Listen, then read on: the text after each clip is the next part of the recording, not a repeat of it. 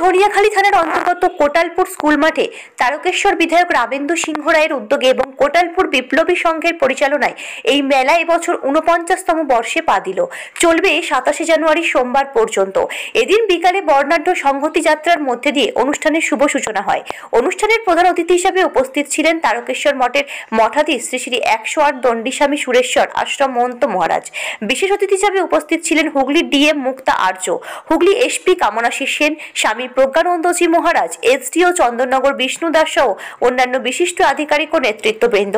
7 দিনের এই মেলায় থাকছে কৃষিজ ফসল, হস্তশিল্প, ফুল ও ফলের প্রদর্শনী, সাথে থাকছে ভলিবল, ফুটবল, ক্রিকেট এবং বসে আঁকো প্রতিযোগিতা।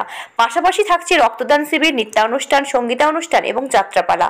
22শে জানুয়ারি বিশিষ্ট সঙ্গীত শিল্পী মনোময় ভট্টাচার্য, 23শে জানুয়ারি সারেগামাপা খ্যাত ইন্ডিয়ান আইডল খ্যাত আবির বিশ্বাস ও অনন্যা অধিকারী অনুষ্ঠানে আসবেন বলে জানা যায়। মেলা কমিটির সম্পাদক তথা বিধায়ক রামেন্দু সিংহ রায় এলাকার সকল মানুষকে অনুষ্ঠানের শুভ উদ্বোধন সহ অন্যান্য দিনগুলিতে আসার আহ্বান জানান। পাশাপাশি সাংবাদিকদের মুখোমুখি হয়ে কি বলেন তা দেখব ওয়ার্ল্ড জনতা টিভির পর্দায়। হুগলি থেকে সমীর দাসের রিপোর্ট, ওয়ার্ল্ড জনতা টিভি। 50 বছর ধরে 21শে জানুয়ারি থেকে 27শে জানুয়ারি বিভিন্ন ক্রীড়া, সাংস্কৃতিক অনুষ্ঠান এবং মেলার আয়োজন করে। আজকে শুভ উদ্বোধন।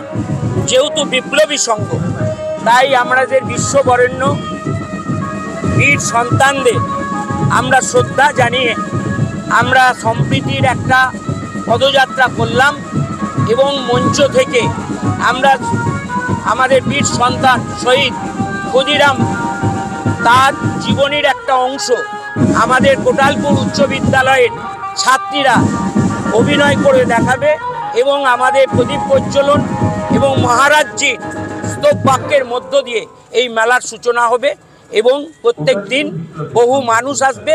আমি আপনাদের মাধ্যম দিয়ে প্রত্যেককে নিমন্ত্রণ করছি প্রত্যেক দিন যেন তারা আসে। আজকে আমাদের ডিএম ম্যাডাম এসছেন, আমাদের এসপি সাহেব এসছেন, আর সবচেয়ে বড় হচ্ছে বাবার ধামের যিনি আমাদের মহন্ত মহারাজজি তিনি এসেছেন, আজকের উদ্বোধন করবেন।